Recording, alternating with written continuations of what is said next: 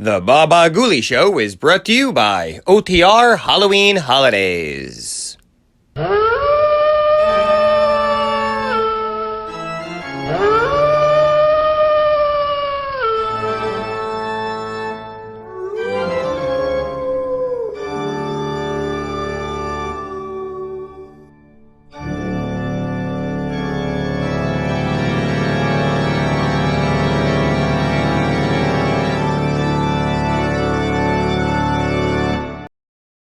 Now, Roma Wines present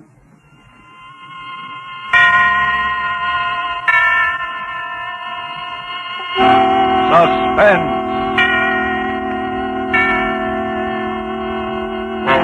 Tonight, Drive-In, starring Nancy Kelly. Suspense is presented for your enjoyment by Roma Wines. That's R-O-M-A. Roma Wines. Those excellent California wines that can add so much pleasantness to the way you live, to your happiness in entertaining guests, to your enjoyment of everyday meals. Yes, right now a glassful would be very pleasant as Roma Wines bring you Suspense.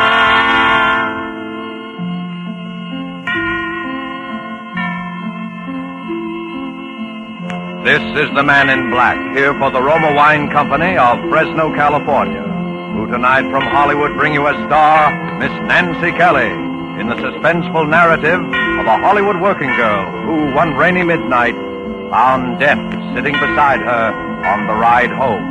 And so with Drive-In and with the performance of Nancy Kelly, we again hope to keep you in suspense.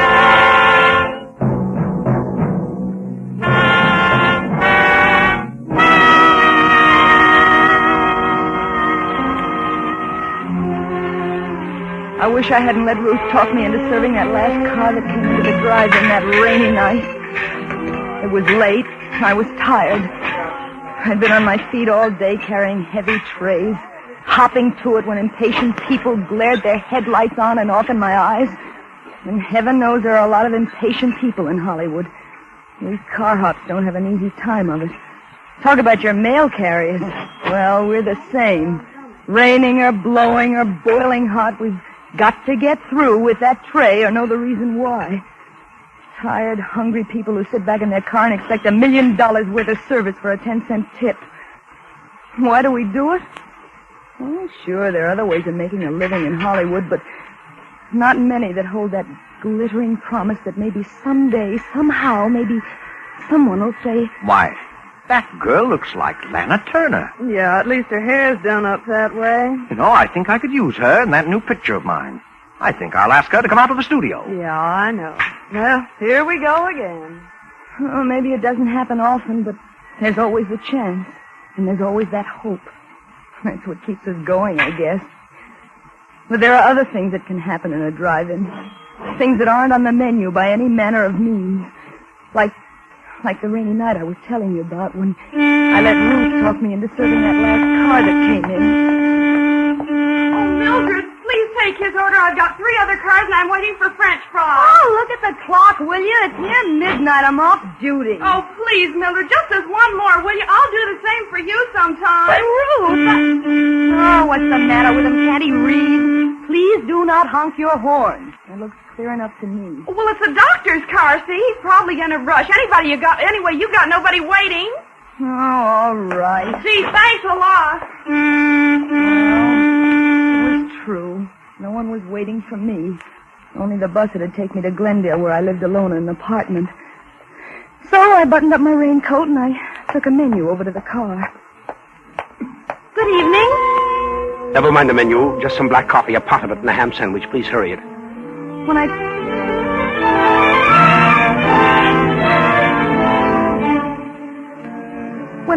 took his order over to the car, the window was rolled up a little too far, and it interfered with the tray, so I reached in to wind it down. When I touched the handle, it felt wet and kind of sticky, too, but I didn't think anything about it, and I got the tray firmly set. And then I looked at my hand. It was as red as blood. I looked up quickly at him. Oh, I'm sorry. I'm Dr. Morgan. I just had an emergency in the car. Oh, an accident? Yes, Sunset and Vine, quite a crash. I just happened by, and I took one of them to the hospital. Oh, gee, that's too bad. Yes, it was very unfortunate. I walked back trying to wipe the blood from my hand with a paper napkin. Ooh, it gave me a creepy feeling to have somebody's blood on my hand. Then I went in to wash. I was keeping close track of the time, and I was a little worried for fear the big drive-in clock wasn't right. It sometimes ran slow. So I took a coin from my pocket. I figured it was worth a nickel not to miss that last bus to Glendale. I walked over to the payphone, and I was just about to drop the nickel in when I looked out, and he was leaning on the horn and beckoning to me at the same time. I put the nickel back in my pocket, and I hurried out to him. I'm sorry, but I'm in a hurry, and I haven't time for this coffee to cool off. I'll take the sandwich with me. How much do I owe you? 40 cents. 40 cents. Here you are. I hope I didn't interrupt your phone call. Wasn't important, was it? No. I was just checking on the time. I didn't want to miss my bus. There was a clock right over your head. Oh, that's usually wrong. I have the time. It's about 4 minutes to 12. Oh, gee, I am going to miss my bus. What time does it leave? At midnight from Hollywood and La Brea. Well, hop in. I'll take you. I'm going right past there. Oh, gee, would you? I'll take the tray and I'll be right back. Okay. I might still make it. In my hurry to unhook the tray from the window, I gave it a jerk and it fell crashing to the ground. Oh, Ruth! Ruth, please help me pick these things up, will you? I'm going to miss my bus. Oh, all right, Mildred, okay. We picked the things up quickly, and Ruth went off with the tray. I started to run around the other side of the car when I noticed something shining on the ground. It was one of the shakers that had fallen from the tray. I picked it up, and I started running toward the drive-in when he spoke to me. Why don't you just put that in your pocket? You can return it tomorrow. Come on. You're going to miss your bus. Well, I put the shaker into my pocket, and I rushed over to the other side of the car, and he opened the door for me. I was just about to get in when I hesitated. I wasn't used to doing this sort of thing. The other girls sometimes let the customers drive them home, but I never did. Still, he looked so decent, and... Come on, you'll miss it. Then he reached out as if to help me in. And I thought then that he was really concerned about my missing the bus, for, well, he seemed to pull me into the car. And the first thing I knew, I was sitting beside him. And the door slammed. And we were driving off. I was a little uneasy, but then I thought, no, it's only a few blocks, and I won't be in the car long. I suppose you're in a hurry because someone's waiting for you. Oh, no, I live alone, but I'd hate to walk back to Glendale in this rain. You won't have to walk. Well, this is very nice of you. I appreciate it. Not at all. Would you mind rolling up that window on your side? There's a draft. Oh, of course. You can let me off at that corner over there. All right. Anywhere along here will be all right. This is fine. Right over there by that stop sign. Well, you're going right through that stop signal. Am I? Yes. But I'll get over there by the other one. My bus... You're turning the wrong way. Am I? Yes. This goes up to Laurel Canyon. Does it?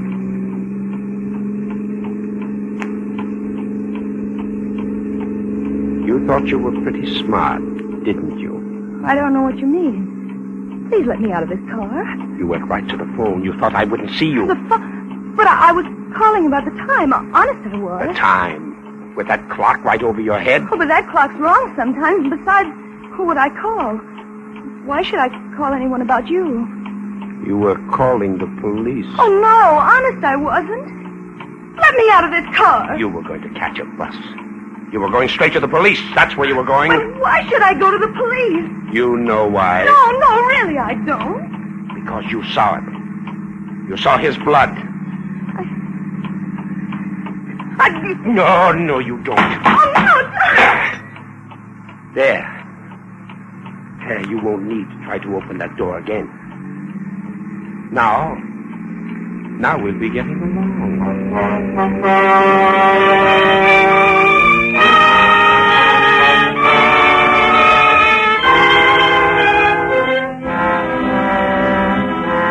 Tonight for Suspense, Roma Wines are bringing you as star Miss Nancy Kelly, whom you have heard in the prologue to Drive-In by Mel Dinelli and Muriel Roy Bolton. Tonight's tale of Suspense.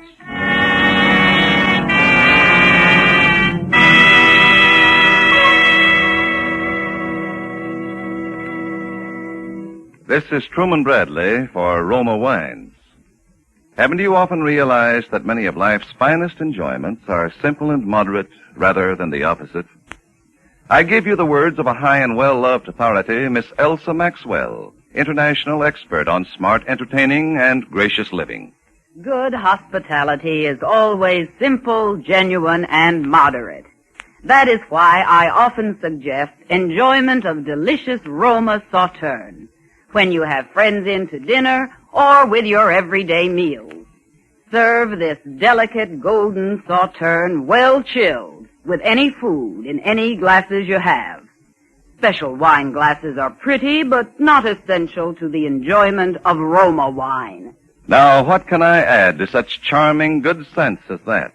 Maybe just this. Roma Sauterne and all Roma wines are the best that California's magnificent sun-ripened grapes can provide, in glorious color, fragrance, and flavor, protected for you by the ancient wine skill of Roma's famed wineries. That's why Roma wines and Roma quality do not vary, never fall short, but are always enjoyable. Unchanging high quality gives tremendous popularity to Roma wines and makes low cost possible. Only pennies a glass. Remember, more Americans enjoy Roma than any other wines. R-O-M-A, Roma wines. And now it is with pleasure that we bring back to our soundstage Miss Nancy Kelly in Drive-In, a tale well calculated to keep you in suspense.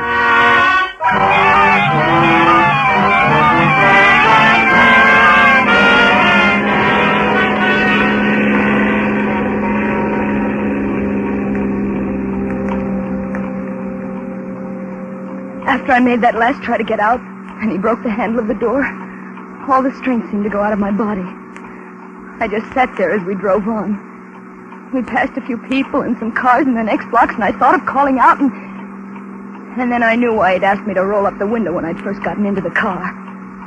And then we were at the mouth of the canyon, and I could see the road dark and lonely up ahead. The car twisted and swerved. My arm ached from his strong fingers that had dug into it when I tried to jump out.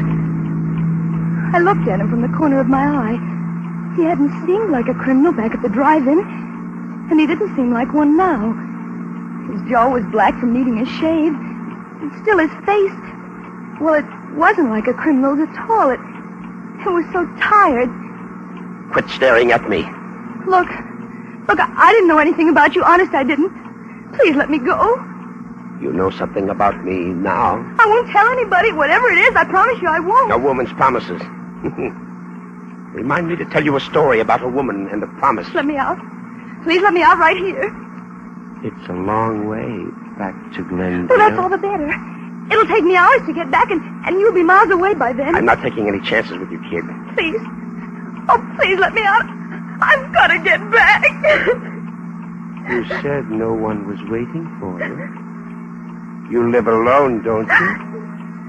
No one will miss you. We both heard the siren then. He looked quickly into the rear vision mirror. Then he took a gun from his pocket, and he turned to me. If that's for us, and we'll stop, remember this. I've used this gun before tonight, and I can use it again if I have to. If I'm taken, you'll go first.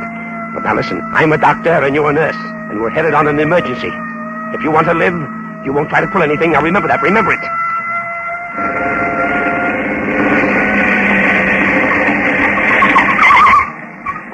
Well, going awful fast for a wet night, aren't you?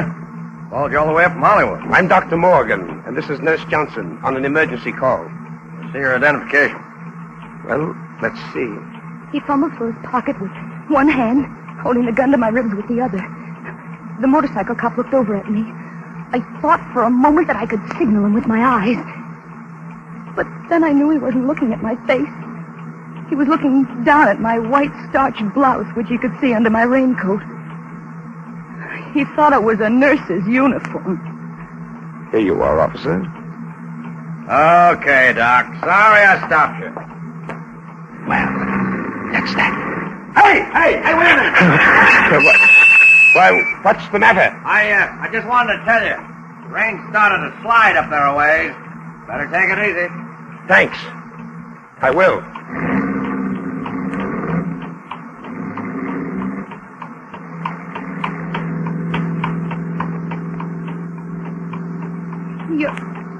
You're not Dr. Morgan, are you? What do you think?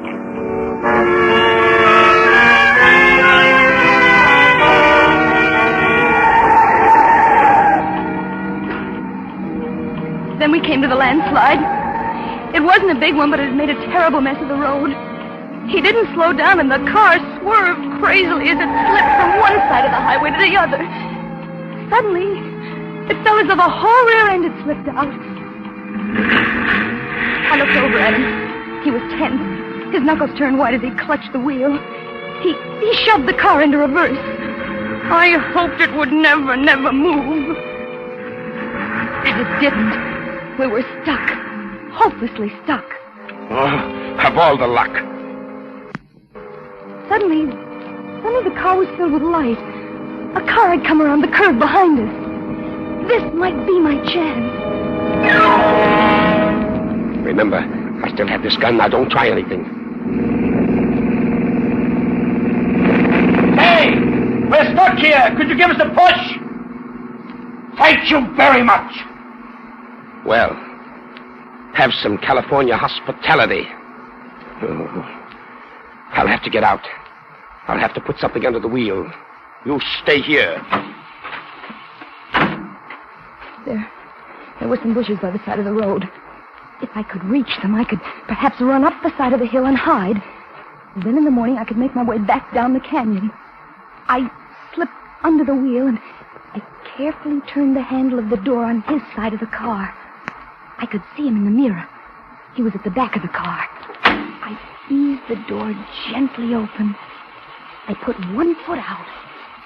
I was just sliding out when I heard him. You're not going anyplace. Come here. Give me that raincoat. Why? I need something dry to stuff under this wheel. Oh, but You won't be needing it. I hesitated a moment, but he practically ripped it off my back. He wound it into a ball, and bending down, he stuffed it under the wheel. The gun. It stuck out of his back pocket. If I could get it, if I could lay my hands on it. I held my breath, and I reached out. It seemed so far. But I finally touched it, and then I snatched it from his pocket swiftly. Give me that gun. I'm going. You can't stop me now. Can't I? No, you stay right where you are. I won't hurt you. All I want is to get home. I'm going, but if you follow me, You're what? I'll kill you. I don't think you will. Oh, yes, I will. You think I'm afraid? Aren't you? No, I don't care what happens to you. You're a murderer. You killed somebody. I thought you didn't know anything about I me. didn't, but I do now, and I'm going to tell the police. Stay where you are. No, I'm not afraid. I'll shoot. It's too bad I used up all of those tonight. You could have filled me full of holes. Give me that gun. Now get in the car.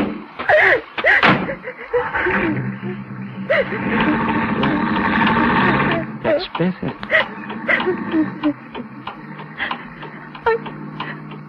Are you going to kill me? What do you think?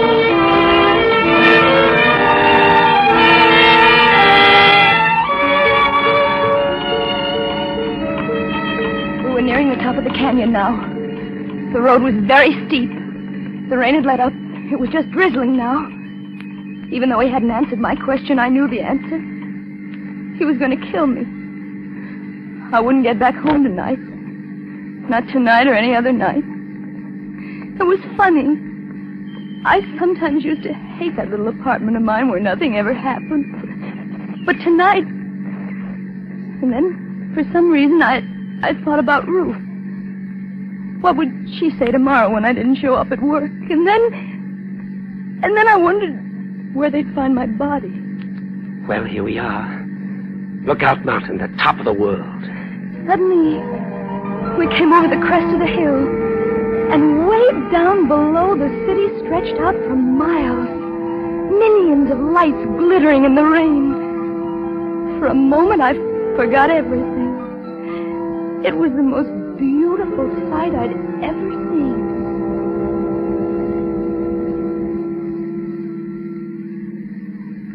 Ever been up here before? No. It's nice, isn't it? Oh, yes. I used to come up here with a girl once. We used to sit and talk for hours. Come on. We'll get a better view if we get out. I knew it was foolish to argue, so I followed him.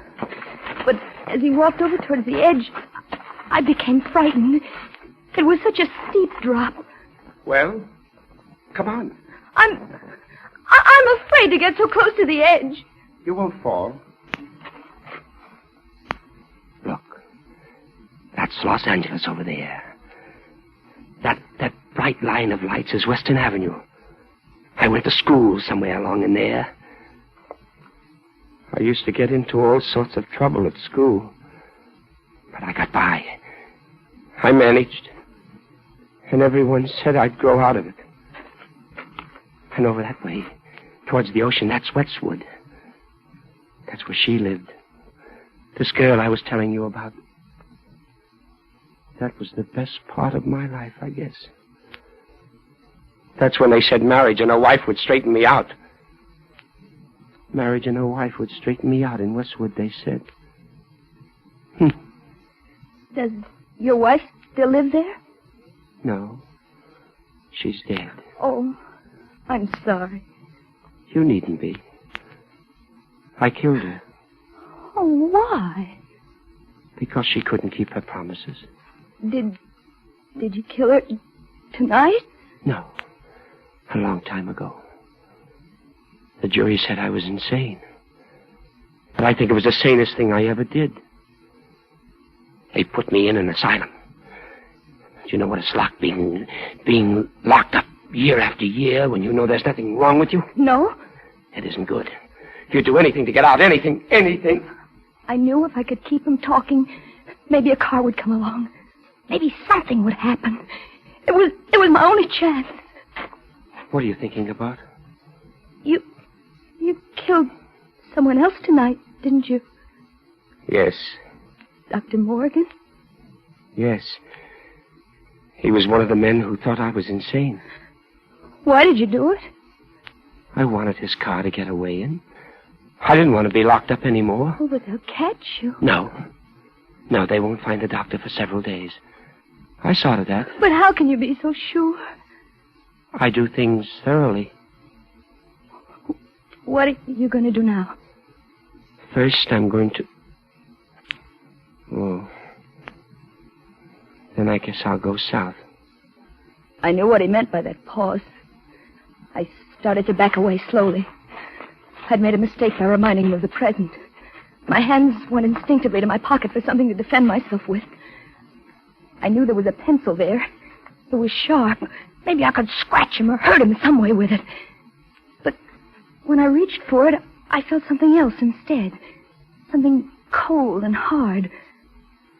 I was puzzled for a moment, and then I remembered it was the shaker I'd picked up at the drive-in. You can't get away now. Then he started moving toward me. Me, with only a pencil and a shaker to defend myself with. It's too bad I came into that drive-in tonight. Why did you? Because I was hungry. Because I hadn't eaten for a long time. Weren't you afraid someone would see you? No alarm had gone out. How did you know? I knew.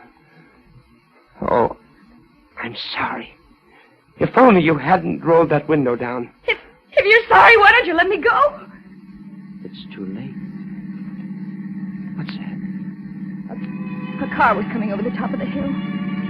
With a sudden movement, his arms were about me in a tight embrace.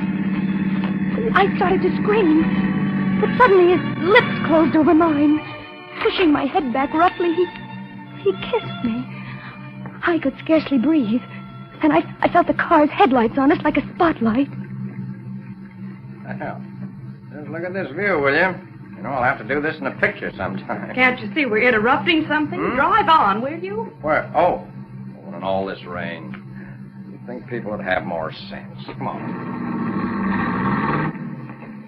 He held me a moment longer, and when the car had gone, he released me. My pencil had fallen to the ground, and I was left with only the shaker in my hand. I fingered it nervously, and then I felt the top coming off. I felt the contents spilling into my hand. What have you got in your hand? Nothing? Give it to me. No! Give it to me! He grabbed my wrist, and he pulled me toward me. We were moving to the edge of the cliff, but my other hand was free, and I threw the contents of the shaker into his face. His hand flew to his face in an effort to clear his eyes. But it was too late. The pepper had blinded him. He lunged out for me, but I stepped aside quickly, and he slipped in the mud. His hands went out to steady himself. He clawed frantically at thin air, and then I saw him falling over backwards, over the edge.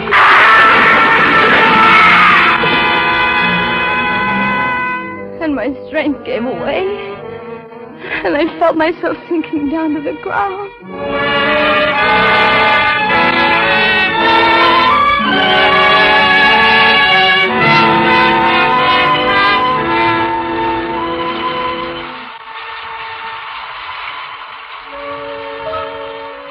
I don't know how long I must have been there, but when I came to, it was raining again. I was soaked to the skin, and there was mud caked in my hair. And there was no one in sight. The lights of Los Angeles stretched out in a pattern peacefully below, and I knew that somewhere at the foot of those hills was Glendale and my apartment. I rose slowly to my feet, and I started back toward the road. And somehow, everything that had happened seemed unreal, like a dream. Everything except the way he'd kissed me to keep me from crying out.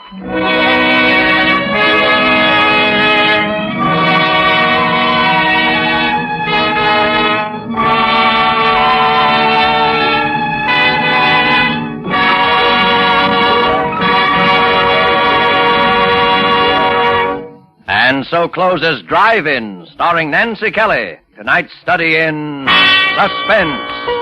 Suspense is produced, edited, and directed by William Spear. We are sometimes asked, why does Miss Elsa Maxwell always say it is smart to serve Roma wine?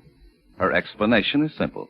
It is smart to serve Roma wine, first of all because Roma wines are so delicious, so good with food or any time. It is smart further because Roma wine affords simple pleasure, enjoyment that is truly moderate. Finally, it is smart because it is such an easy and inexpensive addition to hospitality and everyday living. Yes, in every way, it is smart to serve and enjoy Roma wines. They are California's finest, always good, unvaryingly fine in flavor and quality. And remember, the cost is only pennies a glass. More Americans enjoy Roma than any other wines. Roma. R-O-M-A. Roma wines. Nancy Kelly appeared through the courtesy of RKO and will soon be seen in their production, Betrayal from the East. The part of the man was played by Wally Mayer.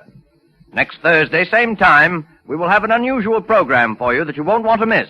It will bring you, in his first appearance as a dramatic actor, Mr. Frank Sinatra. And appearing with Mr. Sinatra will be that incomparable actress, Miss Agnes Moorehead. Don't miss them next week on Suspense. Presented by Roma Wines. R-O-M-A. Made in California for enjoyment throughout the world. This is CBS, the Columbia Broadcasting System.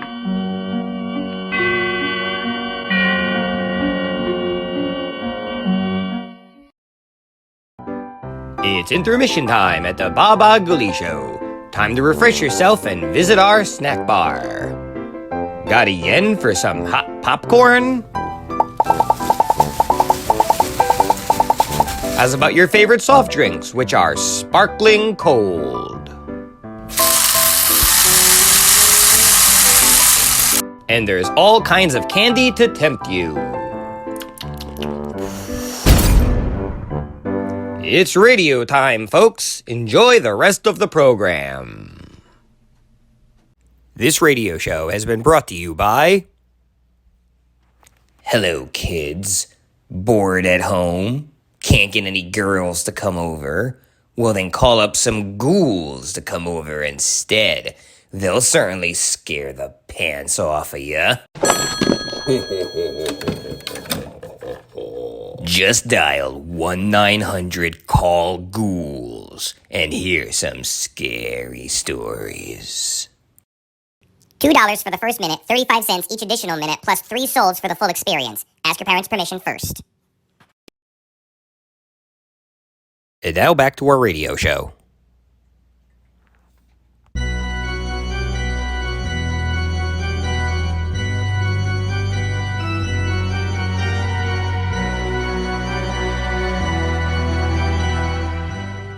In just a moment, CBS will present its weekly program of the world's outstanding thrillers, Suspense. Before we begin, the producer feels it incumbent upon him to reply herewith to the many inquiries concerning the solution of last week's story of the woman on the telephone called Sorry, Wrong Number. Due to a momentary confusion in the studio, an important line cue was delivered at the wrong time, and some of our listeners were uncertain as to the outcome of the story. For them, be it known that the woman, so remarkably played by Miss Agnes Moorehead, was murdered by a man whom her husband had hired to do the job. We should also like to announce that in response to many hundreds of requests, this suspense play will be repeated within a few weeks. And now, this is the Man in Black, here again to introduce our performance tonight of Suspense.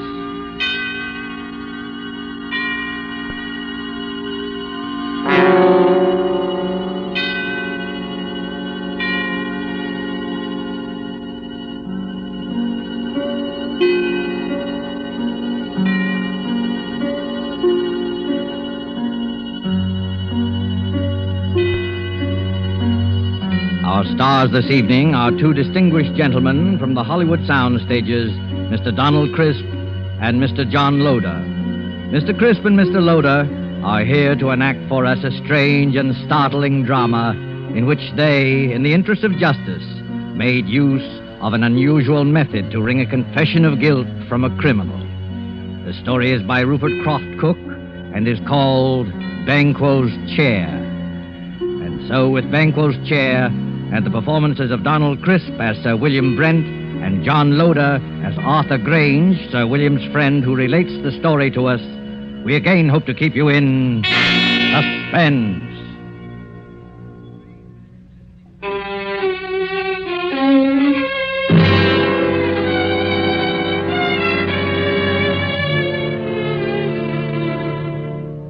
I would like you to look at this photograph. It's the picture of Sir William Brent, ex-head of the English Criminal Investigation. I knew Sir William well, and he always terrified me. Not in the sense that he was brutal or evil, he was none of that. But look at that cold face, particularly his eyes. When he looked at you, you flushed with guilt. Every misdeed you ever committed in your life floated over your face. A glance from him made you feel as if you were stark naked. He saw you with all your defenses down. Sir William was the scourge of criminals, coldly unemotional, utterly without fear or passion.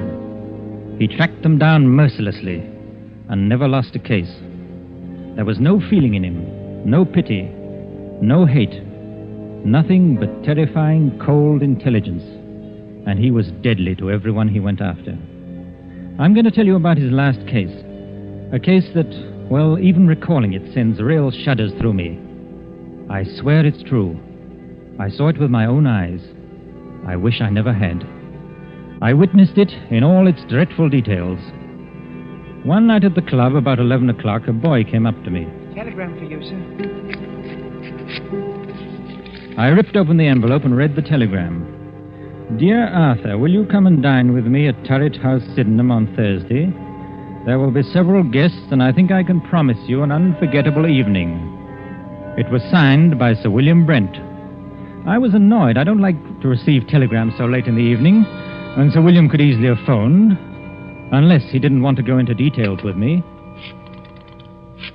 I decided to phone him.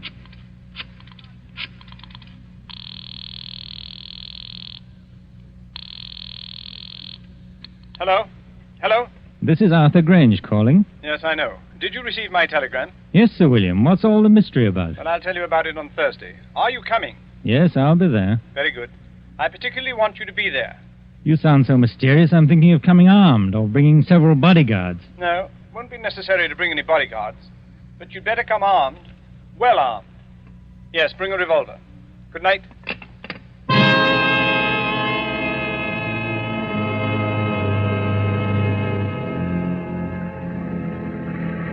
Early Thursday evening, I made my way to Turret House.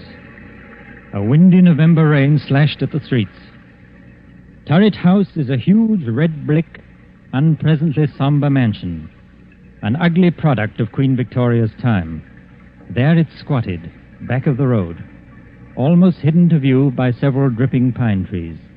The neighborhood had known better days. I walked up along the unkept path until I reached the great oaken door. I let the knocker fall once or twice, and the door opened. Good evening, Mr. Grange. I was waiting for you. Hello, Lane. Nasty night, sir, isn't it? It's not much warmer in here. There's a fire in the dining room, sir. Whatever made Sir William move into this drafty dungeon? Oh, we haven't moved in, sir. It's only temporary. Sir William just rented. We still live in the West End. Oh, I see. Have any of the other guests arrived? Yes, Mr. Grange. Miss Stone is here. Miss Stone? Yes, the mystery writer. This way, Mr. Grange. I'll show you to the dining room. Sir William will be down shortly. Oh, hello. I'm Roberta Stone. How'd you do? I'm Arthur Grange, an old friend of Sir William's. Yes, I know. I've read some of your mystery stories and enjoyed them very much. Thank you, Mr. Grange. Just what is going on here tonight? I don't know. Sir William sounded awfully mysterious. But then, I've known Sir William for a long time. He never lets anyone down. If anything, he understates. I know. He told me to come armed. He told me the same thing. Here's my gun. I must admit, I've never fired it in my life. This house is certainly a proper background for anything unpleasant. It's already been the scene of a crime. Oh? What crime? Murder. A particularly unpleasant one. Really? I must say the murderer couldn't have picked a more ideal spot. Isn't it a fact? You know, I once wrote a story of... Good evening, Roberta. Yeah. Arthur. I'm glad you're both on time. Hello, Sir William. Hello. A nice apartment you have here. A sort of mausoleum and dining room combined. You're a bit afraid, aren't you? Of course not. Why should I be? Your eyes give you away. What's all this about? You invite us to this godforsaken dungeon and tell us to come armed? Don't be upset, Arthur.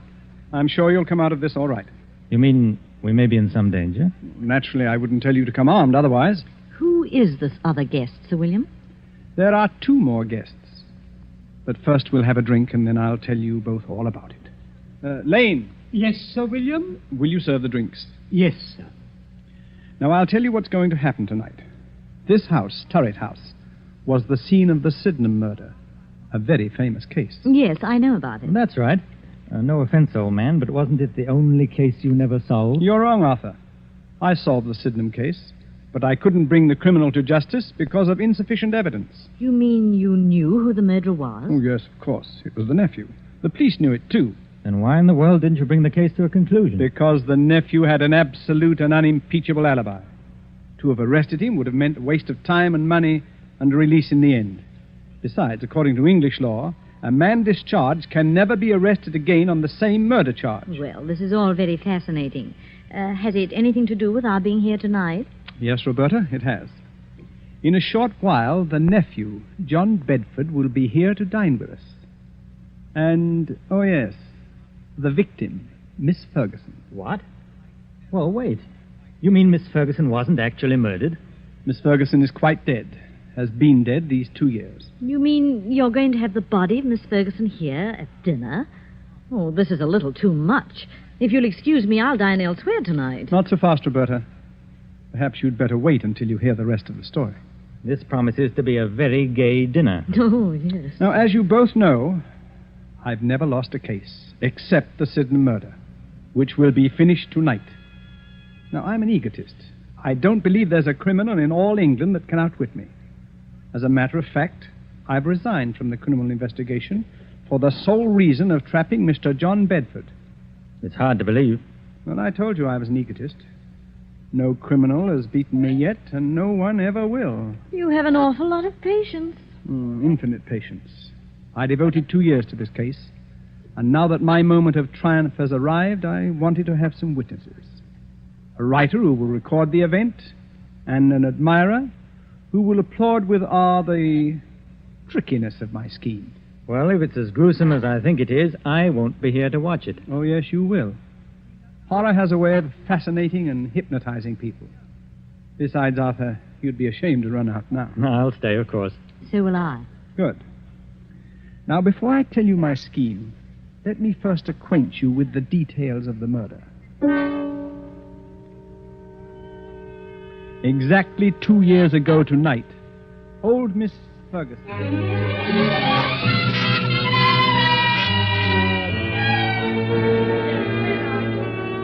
Where is that foolish maid? Yes, Miss Ferguson.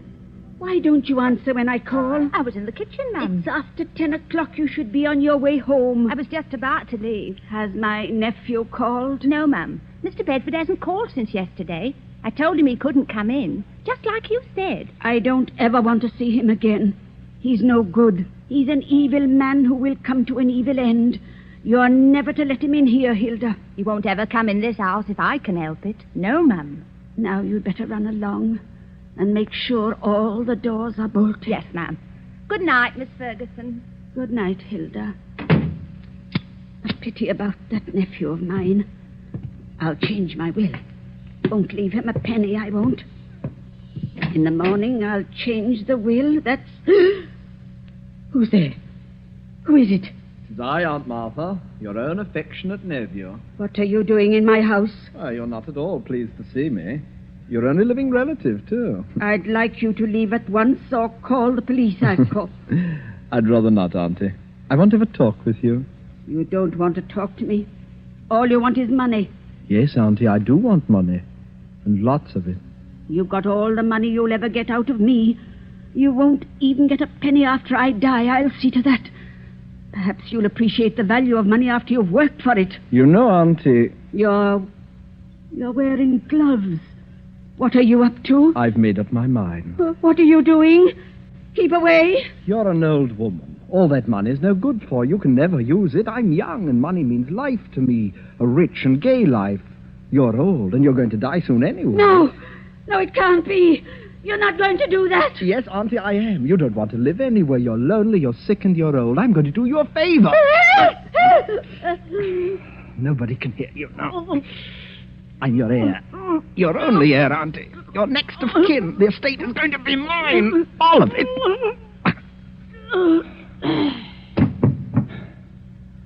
Now, don't you worry, Auntie. We'll have a fine funeral for you.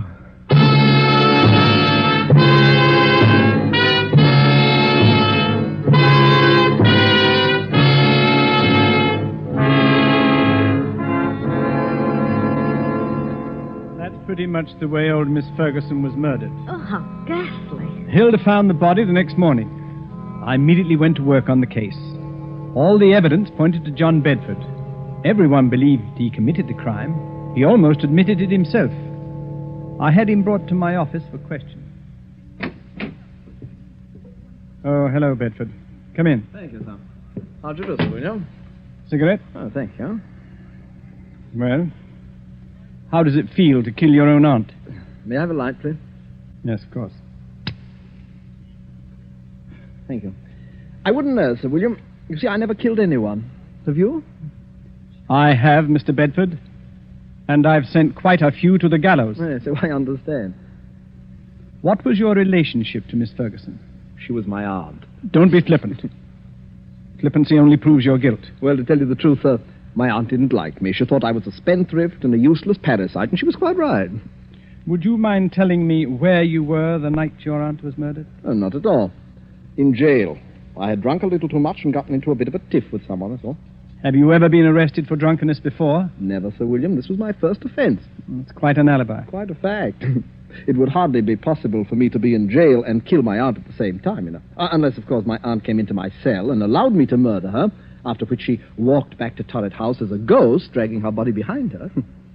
According to my reports, Mr. Bedford, you drink very little. No one who knows you has ever seen you drunk before. You probably got drunk in joyful anticipation of murdering your aunt. As a thoroughgoing criminal investigator, don't you think you ought to check my story? I already have. You've done a very skillful job. Too bad you couldn't use your talents for something constructive. Well, why don't you arrest me, Sir William? No, Mr. Bedford. I have time. Plenty of time. Well, you'd better work fast. By the time you get around to me, I'll have spent all of my aunt's beautiful money. It's not the money we're after. It's you. Your beautiful life. Good day, Mr. Bedford.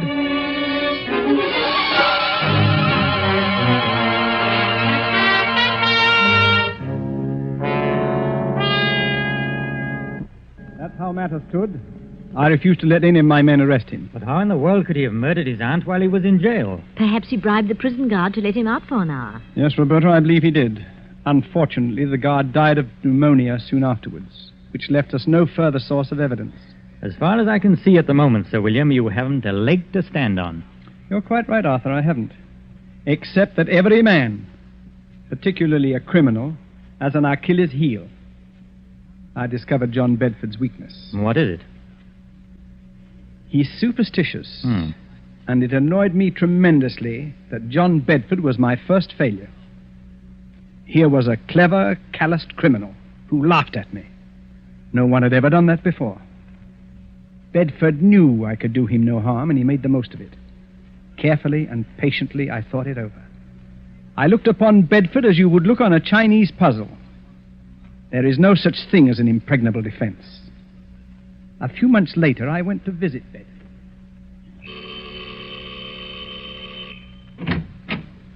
Well, Sir William Brent. What a surprise. Won't you come in, please? Thank you, Mr. Bedford. Well, I'm honored to have the great Sir William Brent pay me a visit. You're not after any more clues, I hope. It gets rather tedious, you know. No, not at all. I know when I'm licked. Well, I don't want to appear smug, sir, but everyone has his Waterloo. Will you have a drink? No, thanks. I suppose you're curious about why I came here. Well, I'd hardly imagined it was a friendly visit. On the contrary, it is. You see, I admire brilliant people, no matter what they're calling. Oh, you're very flattering, Sir William. I've resigned from the criminal investigation. I'm a private citizen now. Yes, I've heard about that. Most people misunderstand me. It wasn't my love for justice that made me pursue my profession with such tenacity and... Success? With the sole exception of your case, of course. It was a game of skill to me. My wits against all comers. I lost in your case. But then we've all got to lose sometime, haven't we? I don't believe you, Sir William.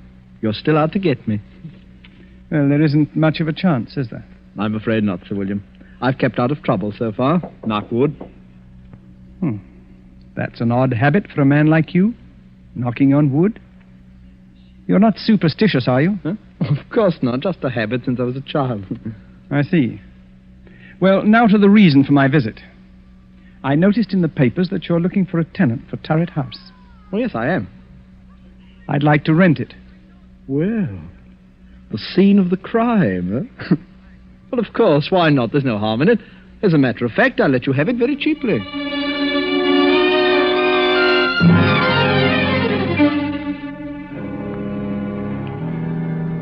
And that's how I rented this house. The house where the murder was committed. Well, what's your plan? It had better be a good one. Mr. Bedford sounds like a hard customer. Yes, it's a strange plan, but an effective one. I saw Bedford frequently. Our acquaintance blossomed into a kind of friendship, an armed friendship, of course. He knew I was out to get him, and I wanted him to know that. He's vain, very vain. And this game intrigued him. I also learned that he was very superstitious, although he denied it vigorously. Tonight is the anniversary of the murder, and tonight Mr. Bedford dines with us at 8 o'clock. It's nearly 8 now. Now, this is the plan. You know May Wakefield? Of course. She's the famous Shakespearean actress. That's right. During dinner, she will enter the room in the precise likeness of Miss Ferguson, the murdered woman. We, of course, will pretend not to see her. We remain outwardly unconscious of her. Only Bedford will be aware of her presence. I believe Bedford will confess. I'd imagine he'd keep away on this night, especially if it's the anniversary. He's giddy with success. And also, the fact that Roberta Stone, the famous writer, is here with us, tweaks his vanity. He'll be here promptly. Oh, I don't like this. Well, this is just like one of your stories. It doesn't become you to be frightened. Oh, I won't run away. Well, there's one more thing. During dinner, the electric lights will be switched off at the main, and candles will be lit. Oh.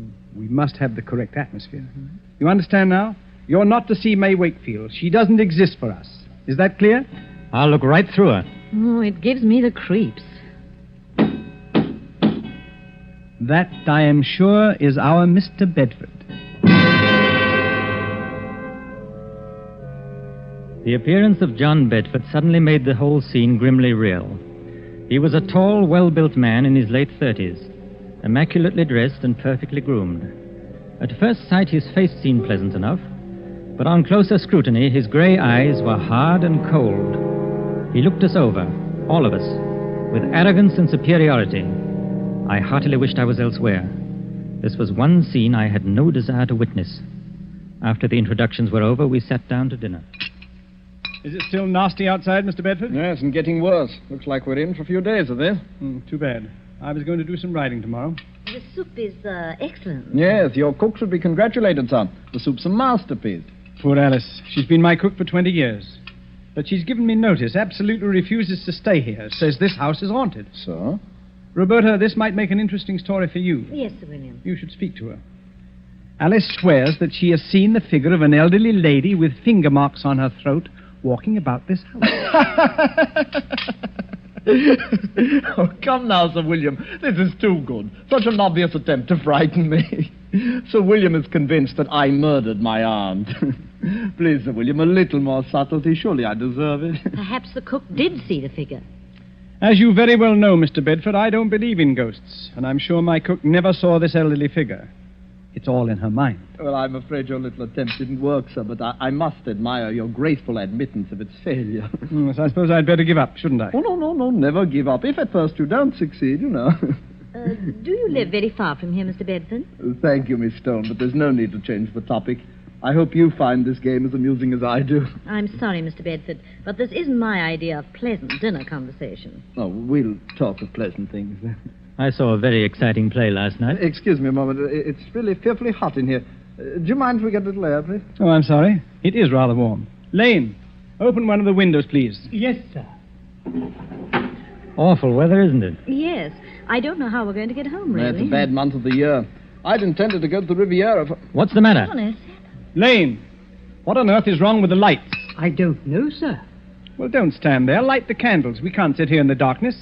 And get the chauffeur. He knows something about electric lights. I'll call the chauffeur right away, sir. I'm terribly sorry about this. We've had trouble with the wiring before. The chauffeur will have it fixed in a few moments. Now, let's get on with our dinner. If this is one of your tricks, Sir William, Oh, have some more wine, Mr. Bedford. It was a tense and terrible moment. I looked at Roberta. She was pale and frightened. Bedford, for all his poise, was uneasy. He didn't know whether Sir William was planning anything or whether this was really an accident. My heart was pounding away, and my palms were moist with perspiration. Only Sir William appeared cool. There was not a trace of emotion in his face. Oh, Mr. Bedford, you were saying about visiting the Riviera. Yeah? It's quite a change from England at this time of year. Well, I suppose I'll make the trip next month when I... What's the matter, Mr. Bedford? Nothing at all. I wish we could have some light. Rather difficult to see. Yes, I'm terribly sorry this had to happen just at dinner. Have a little more wine, Mr. Bedford. Yes, thank you. The figure of a woman had entered the room. She had come in silently, like a ghost. We all saw her, but not one of us moved or made a sign of recognition. In the dim candlelight, she looked ghostly and unreal. Bedford looked at all of us to see if we also had seen the figure, but we ate our dinner grimly. He looked again, then shook his head and gulped more wine. Don't any of you see anything? See what, Mr. Bedford? This is another one of your tricks. Can't any of you see her? What's got into you, Bedford? It's my aunt. My aunt. Perhaps you've had too much to drink. Huh? Your aunt's dead, Mr. Bedford. You're not seeing ghosts, I hope. Perhaps I drank too much. Yes, of course. She's coming toward me. Now, calm yourself. I've never seen you like this. What? There's no one else here. Do you see anyone, Roberta? No, Sir William. I don't either. I'm leaving. I can't make you out, Bedford. You don't seem to be drunk. You're not wearing your gloves today, John. She's real. Can't any of you see her? Can't you hear her? What's come over you, Bedford? I'm leaving here. She's at the door. She won't let me out now. I'm an old woman. Money is no good for me. I'm lonely, John. I'm lonely. Let me fly your mouth out of my way. There's no one in your way, Bedford. Come, sit down. Get away from that door. I'll murder you again. Give me your mother. I'll murder you again, you old witch. I'll murder you again. All right, switch on the lights. Now, Officer Graham. Come along. What? Arrest him. You've heard the confession. Put the handcuffs on him. I've got him, sir. Heavens. Oh, I have never seen anything so horrible. Well, Bedford, it seems that I've finally caught up with you. I'll kill her again. I'll kill her again. That wasn't your aunt. It was May Wakefield, the actress. I'll kill her again. I'll kill her again. Take him away, Graham. He's in a state of shock. Well, shall we continue with our dinner? I hope you're fully satisfied, Sir William. Quite. It's been a long job, but it has ended as I knew it would. I'm most grateful to you both for your help. I thought it was a pretty grim affair. Oh, your methods repel me. But I suppose you know your job. May Wakefield certainly knew hers. That was the finest piece of acting I've ever seen. Her makeup was incredibly good. We must congratulate her. She's probably gone to her room. Lane. Yes, sir. Please call Miss Wakefield. Miss Wakefield, sir? Yes, the lady who's been assisting us this evening. Well, I'll look for her, sir. Yes, tell her to come down and join us. We have a fine dinner waiting for her. Excuse me, sir. This telegram came a little while ago. I didn't want to disturb you during dinner. Oh, yes, let me have it. Good heavens. Sir William, what's wrong? I'll read it to you. Severe influenza makes it impossible for me to leave my bed tonight. Will tomorrow night do? Signed, May Wakefield. Lord help us. If it wasn't May Wakefield, then who was that figure here tonight? There was no answer. I looked at Sir William, staring at the telegram. His face was grey and stony. On his left temple, a crooked blue vein stood out. It twitched once or twice, and then was motionless. He looked as though he'd seen a ghost.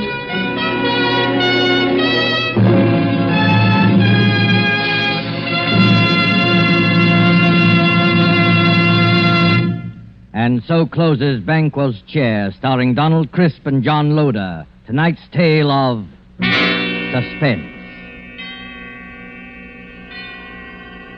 Now you may want to make a note of a change of time in these programs.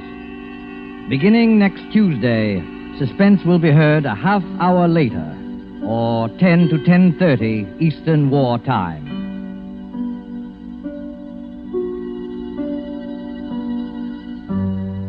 This is your narrator, the Man in Black, who conveys to you Columbia's invitation to spend this half hour in suspense with us at our new time next Tuesday, when Vincent Price, Ona Munson, and Osa Masson will star in the suspense play 5 Canaries in the Room. The producer of these broadcasts is William Spear, with Ted Bliss, the director, Lud Gluskin, and Lucien Morawick, conductor and composer, and Sigmund Miller, the radio author, collaborated on tonight's Suspense.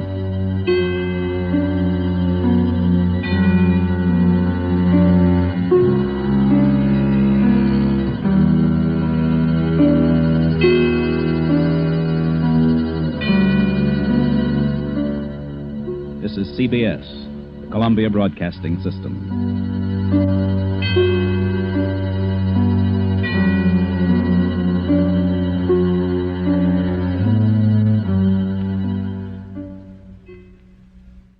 It's intermission time at the Bah Ghoulie Show. Time to refresh yourself and visit our snack bar. Let's go out to the lobby. Let's go out to the lobby. Let's go out to the lobby and have ourselves a treat. Candy. It's radio time, folks. Enjoy the rest of the program. This week, guest quacking on the Bah Ghoulie Show, Waddle the Duck. And here's Waddle. Hey folks, Waddle from Watchwaddle here. Hope you're enjoying today's radio program. And if you're considering getting a new radio to listen to them, why not get one with the newest innovation, the 4-speed record player? Because available now is our newest hits from Watchwaddle Production. Check out me and the gang and our hilarious, zany, and crazy tunes, filled with spoofs, gags, and jokes. Available in our playlist collection. Check them out for some cheap laughs and running gags. Well, and when we say running gags, we ain't kidding, brother. Screwy Forrest's Watchwaddle cartoons. Available on Channel Watchwaddle. The Bah Ghoulie Show is brought to you by OTR Halloween Holidays.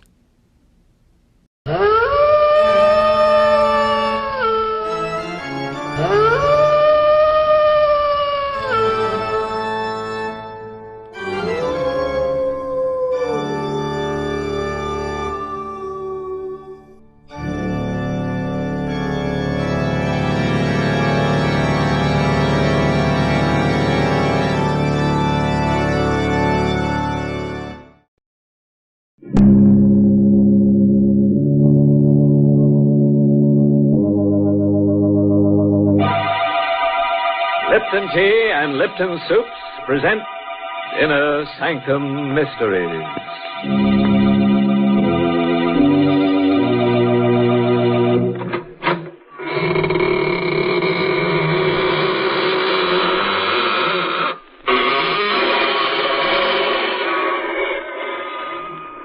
Good evening, friends of the Inner Sanctum.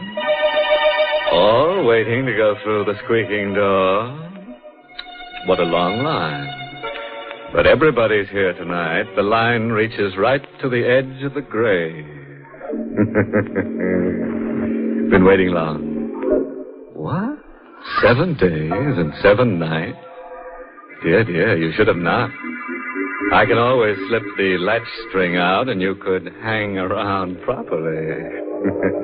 Why, Mr. Host, people don't need a latch string to do that.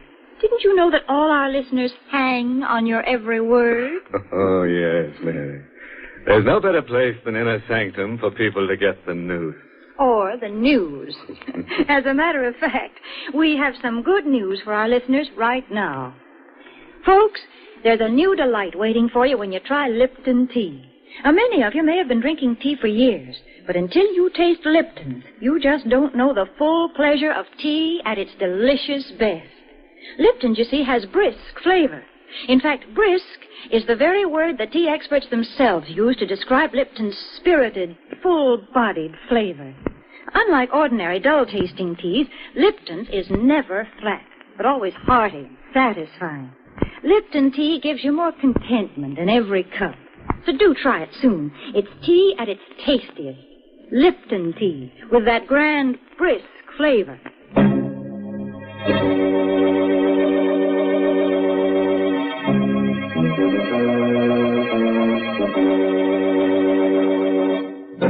And now for tonight's story. It's an original radio play written especially for the Inner Sanctum by Hank Warner, called Strands of Death, and starring Santos Ortega in the role of Henry. Do you love your wife? Do you enjoy buying her a handsome fur piece, perfume, jewels, or nylon? Do you wonder secretly what you would do If the finery you bought her was used by her to win another man so that she could leave you? Oh, you can't answer, can you? Well, this is the story of one man who can. Meek, mild Henry Turner. I should have known at once. That morning in the office, when Judson was reading the newspaper aloud, that something was wrong. The unidentified body of a young woman strangled with a brand new pair of nylons was found last night. Unidentified? Yeah. In the hallway of a rooming house at 72 Beach Street. Unidentified? Near the body, which was fully clothed, police found a handbag containing a sales slip from the Silvertone Hosiery Company. Incredible. Police are at a loss to Helen determine always the carried motive for the identification, crime. charge account, keys. Much less to discover. And a second pair of nylons. But if it wasn't Helen... No. Of course it was Helen. Well, that's a pretty piece of news, eh, Turner? By the way, you bought some nylons for your wife the other day, didn't you? Say, what's the matter? You sick? Was I sick? Johnson wanted to know. Wonder what his face would have looked like had I told him right there that the police were wrong, that the body could be identified, that it was Helen, my wife. I went to the police. The body was at the morgue. This way, sir. Here it is. Steady. No. It's not Mrs. Turner.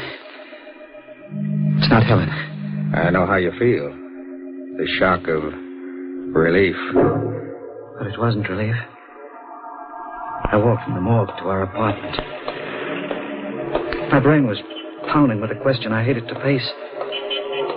If it isn't your wife, who is it? If you didn't kill your wife, who did you kill? I didn't know.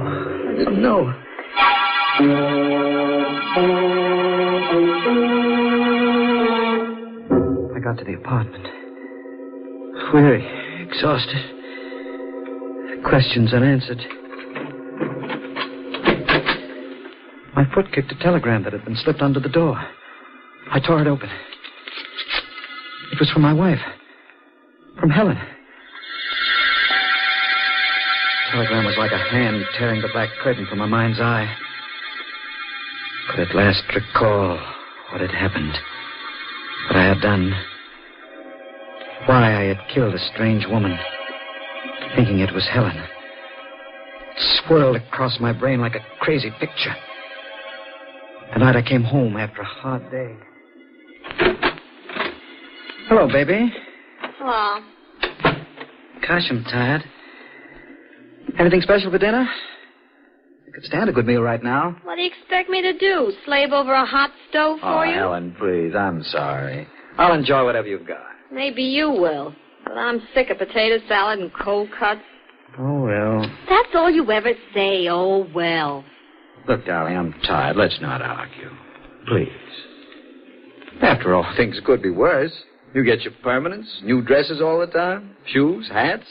Why, you're the best dressed woman in the crowd. I suppose you'd like me to wear rags. That's where you're wrong, baby. You're a good looker and you need pretty clothes. And you can have all my money can buy. Happy? Let's have a kiss, huh? Oh, I guess you're good to me, Henry. Let's eat. What I was really upset about, I suppose, is that I haven't got a single pair of nylons to wear with the new dress I got today. New dress? Lovely, you like it. Black. I planned on wearing it tonight. It would look lovely with real sheer nylons. Tonight? Oh, I didn't tell you. Girls are having a bridge over at Margie's. I won't stay long. Do you mind, Henry? I'm not very hungry. I'll slip into the dress if you don't mind. Go right ahead. Potato salad's very good tonight. My compliments, Mr. Schmidt, darling. Say, that is stunning. Like it? And how? Yeah, you certainly should be wearing nylons with that dress. Yes, sirree. Oh, well. Oh, would you mind, darling? I bought a carton of cigarettes in my briefcase in the hall, please. Oh, yeah, I better take a pack with me. Henry! Nylons! this. Oh, they're lovely. Think nothing of it. Anytime you want nylons, just call on me. When? Where? Did you have much trouble? Ma'am, did you say trouble? Nothing at all. I just stood in line for 3 hours at the Silvertone shop. Of course, it rained for about 2 hours. But after all, nylon. Henry, you're wonderful. Oh, I'm crazy about them. I'll put them right on. Oh, Marge and the girls will eat their hearts out. If you'll permit my saying so, ma'am. You sure have a pretty pair of legs. Don't be late, will you? Darling, I'll be back as soon as I can. Bye.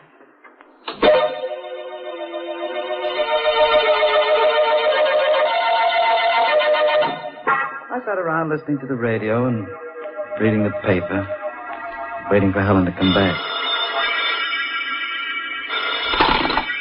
Hello? Oh, Henry. Helen there? Oh, hello, Marge. Didn't she? Oh, she went out about 2 hours ago. Why? Oh, well, just thought I'd tell her Silvertone's got some nylons. I'll tell her. How's your bridge party? Bridge party? Oh, that's tomorrow night. Be sure and remind her, please. I will, Marge. All right. Good night.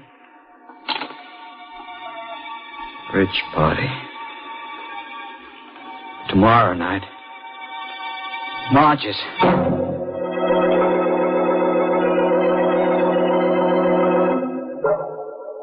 I tried to sleep. I couldn't. I rolled around from side to side, thinking, wondering. It was no use. I got out of bed. I paced the floor. I didn't dare call Dottie's. Oh. Hello, darling. Helen, where are you? Lake Placid. Surprise. Billy chartered a plane, just like that. Took Dottie and her husband and me. When do you expect to get home? Oh, in a couple of days. Billy wants to take in some skiing. Oh? Hello, Henry? Henry, don't you hear me? Must have hung up on me, Billy.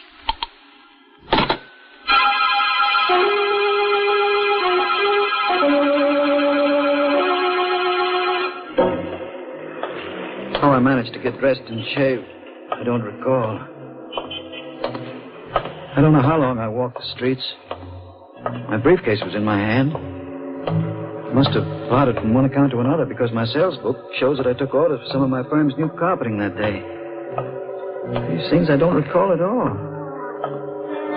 But the line, the nylon line.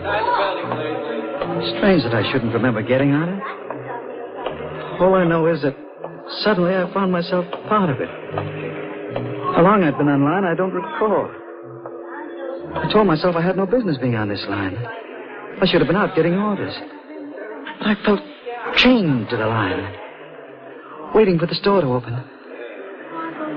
Finally, the line started moving. I asked for the same size and shade I bought for Helen. Then I saw her, leaving the store. I walked after her. Helen! Yes. Oh, I thought you were... Helen? Yes, I hope you'll excuse me. Did you get some nylon? Yes. Sometimes I wonder whether it's worth the trouble just for one pair. So exhausting. I could stand a cocktail. Why are you looking at me like that? Where shall we have it, Helen? There you go again, Helen. You sure have Helen on your mind. Call me Louise.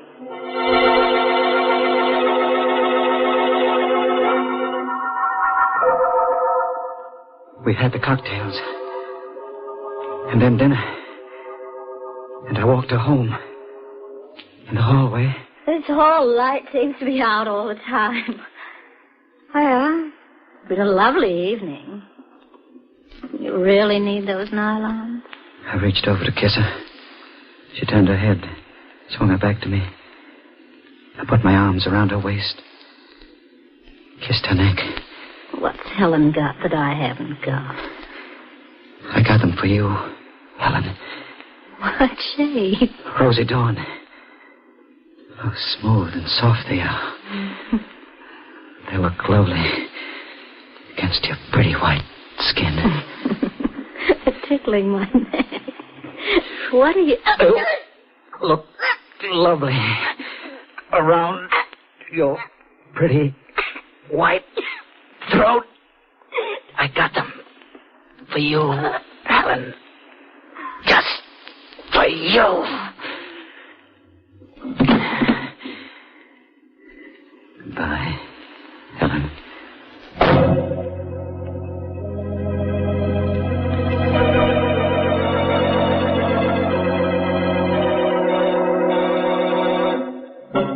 Well, that's what happens in a dark hallway when a girl embarks on, shall we say, sheer folly. Oh, Mr. Host, to think there probably were people who would have helped Louise just inside that doorway. But they couldn't hear her, Mary. Nylon stockings aren't like chains. They don't rattle when they're wrapped round someone's throat. Well, at that hour of the night, folks aren't expecting murders on their doorsteps. The family was probably out in the kitchen having a last-minute snack before bedtime. Perhaps the radio was on, and they were all listening to the latest news headlines. Meanwhile, Mother would be fixing up a plate of sandwiches and brewing up a pot of Lipton tea. For Lipton tea would surely be part of the picture. Served with a late evening snack, it gives a happy ending to the day. And because it's so relaxing and enjoyable, a piping hot cup of Lipton's adds extra delight to any meal. Why waste time just thinking about it? Why not get a package of Lipton tea tomorrow and treat yourself to its mellow, full-bodied flavor? Remember, Lipton's gives you brisk flavor.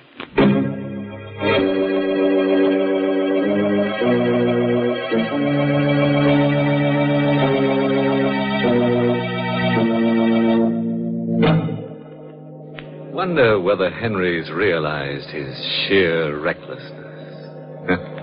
Pretty thin, isn't it? Poor fellow has just strangled Louise. A nylon collie baby, if ever there was one. Under the impression he was killing his wife, Helen. Let's see what else he has to say about the telegram he just got from his dear, dear wife. The telegram I held in my shaking hands convinced me of the horrible truth. It wasn't Helen I had murdered. The telegram was dated the very night on which I had strangled the unidentified woman. Please don't be too angry with me. It is for the best. I've decided to marry Billy as soon as we can get divorced. I'll be home in a couple of days to pick up my clothes. Please don't be too unhappy. Please don't be too unhappy. I wasn't. I was beyond that. I would never be unhappy again. Or happy.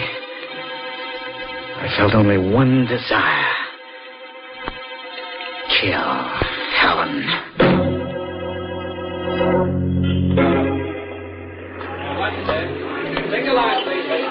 I passed the nylon line again. Next day, walked by it. I was drawn back to it. I joined the line. I didn't move fast enough. I felt a slight bump from behind. I turned. I'm sorry. Helen. You must be mistaken. Oh, I'm sorry.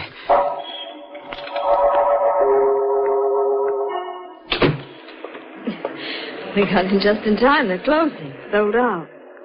Wish my husband would stand in line. Oh, dear, it's starting to rain. Can I drop you off? My car's around the corner.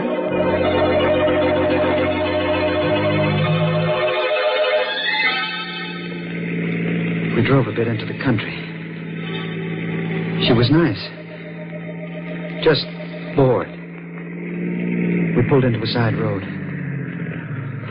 He's out of town so much. My arm was around her shoulder. She snuggled against me. The same heady perfume.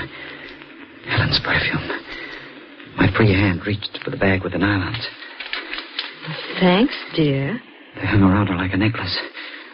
I pulled both ends and twisted.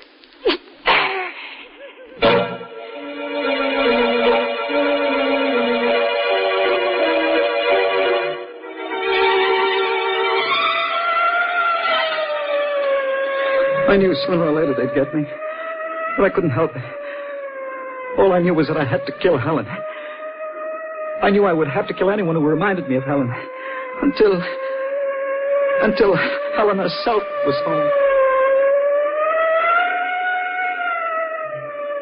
Yes, Commissioner, we've got all the men out. Yes, I'm assigning Keating to it. I'll keep you informed. Goodbye.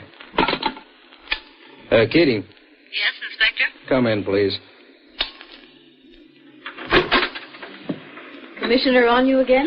We've got to do something and do it fast. City's going crazy. It's only an idea, but it may work. You know the details. Both women wore the same size stockings, same shade. Both used the same perfume, same size clothes. Both pretty, same color hair. Eyes, yours. Want me to dye my hair? Right. Now, those nylons, both pairs and the extra pairs found on the women came from the Silvertone shop on Madison Avenue. What about a fur coat? Take your pick of the two with the property clerk. He may lay low for a while, with a panic on. Yeah, we'll have to take our chances on that. But if this is the work of a madman, and it looks like it, he'll try it again. Now, drop everything. We'll arrange to have you hang around the counter. The shade is Rosy Dawn, size 9.5, 51 gauge. There'd be more than one man asking for that. It's the vogue right now, you know. Yeah, we'll have to take our chances.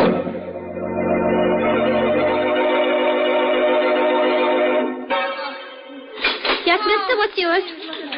Make up your mind, mister. There's lots of people waiting. Oh, I beg your pardon. I was just looking over there. I thought I recognized someone. Size and shade, please. Rosy Dawn, 9.5, 51 gauge. Sit down there. I'll get 'em. Rosy Dawn, 9.5. Rosy Dawn, 9.5, 51 gauge, Lieutenant Keating. Thank you. Would you mind stepping up this way, ma'am? This is the last box. That gentleman wants a pair, too. No, not at all. Oh, I beg your pardon. Helen.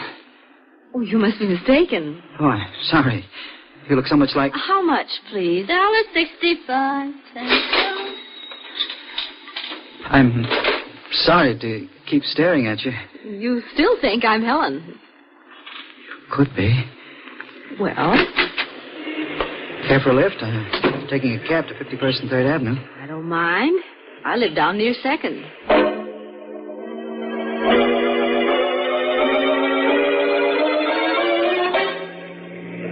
Stop, driver. I thought you said... Never mind. What are you looking at? That cab in front of the house. Woman getting out. My wife, Helen. Must be coming for her clothes. With those bags. Here you are, cabby. Keep the change. I'll just sit here until she goes in. So, hubby wanted to play while wifey was away. What's that? Oh, I'm sorry. I need these nylons now for my wife. Oh, driver, take the lady down to 2nd Avenue. Then come back to me in about 15 minutes. What's your address, lady? I'll be getting out here, too, as soon as he goes into the building.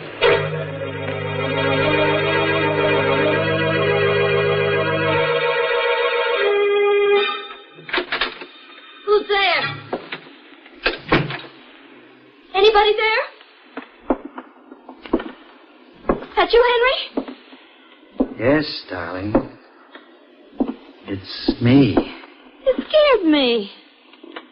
I scared you? Mild, meek, adoring Henry? Your husband? Scared you? Don't talk like that, Henry. I explained everything in my wire. You got it, didn't you? Your wire? Yes, my darling. Made everything clear. Very clear. The cold and the wind and the rain. Standing in line for hours and hours. For nylons. My darling. Don't come near me. Stay away from me. Don't be alarmed, darling. I brought you some nylons. Look. Pretty? I really don't need them. I got plenty. But you won't need any more after these. Stop it! You won't need any more nylons. I could hear her trying to revive Helen. It was no use. She'd come in too late. And she bent over me. Summoning what strength I had, I grabbed her leg, tripped her. Wait. As her head hit the wall, the gun dropped. I grabbed her. Better not. Get up. Sit in that chair.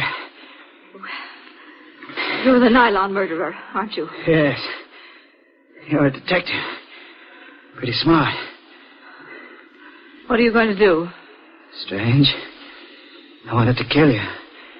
When I saw you in the store. Miss, Lieutenant Keating. Now that Helen is gone, I feel at peace. I don't want to kill anyone. I know how you feel, Henry. I loved her. You believe that, don't you? Sure. She was no good. Get up. What for? Get up, I said. Now walk over to that closet. Go on. Open the door. Now turn around. Don't try anything or I'll have to shoot. Walk in. I'm sorry. So sorry, Miss Keating. Now, they can come and get you. Both of you.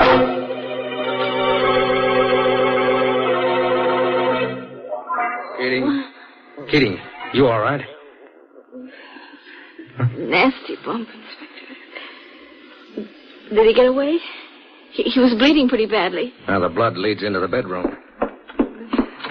What? The crazy fool.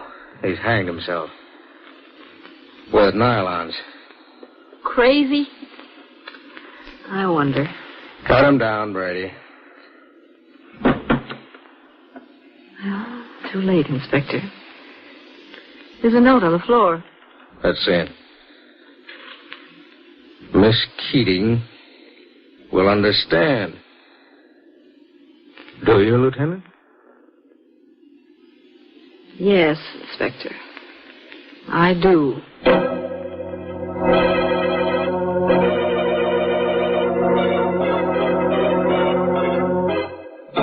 Now, wasn't that a wasteful cop? Imagine cutting poor Henry down. Ruined a perfectly good pair of nylon. He should have untied the knot.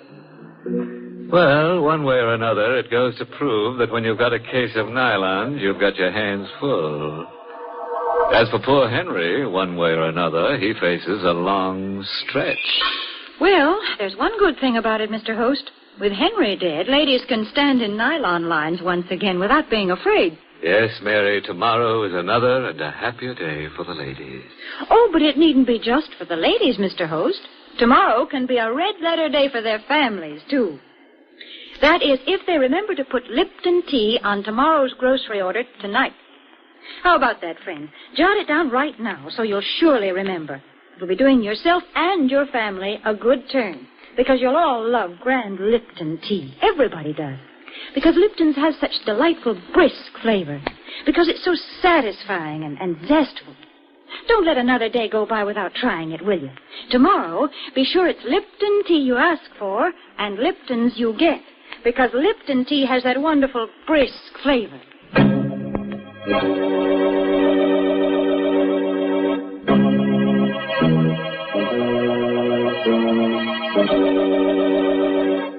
And now, friends, before I bid you a fond farewell, I must tell you about the wife of a friend of mine who smokes nylon cigarettes. Yes, it burns her up. She has to roll her own, but she sure gets a run for her money. Oh, by the way, this month's Inner Sanctum mystery novel is The Lying Lady by Robert Finnegan. And next week, the makers of Lipton Tea and Lipton Soups bring you another Inner Sanctum story directed by Hyman Brown, starring Victor Moore, the famous Hollywood and Broadway star. It's called Murders in the Morgue, a scalp-raising, toe-tingling story about a little man and a big knife and girl. Lots of girls. But most of them will be no good to anybody because they end up dead. Until next week, then, and our special star, Victor Moore, good night. Pleasant dreams.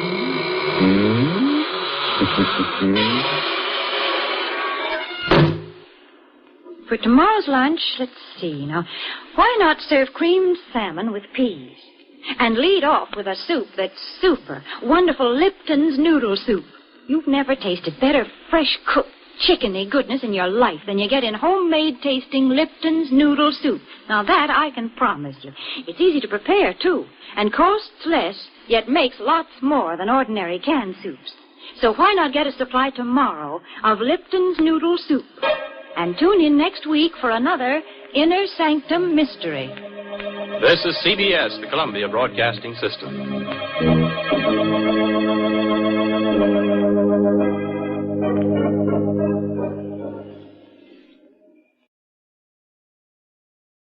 Thanks for watching the Bah Ghoulie Show by OTR Halloween Holidays. This is Waddle the Duck saying check out Channel Watchwaddle for some fun cartoons with no static.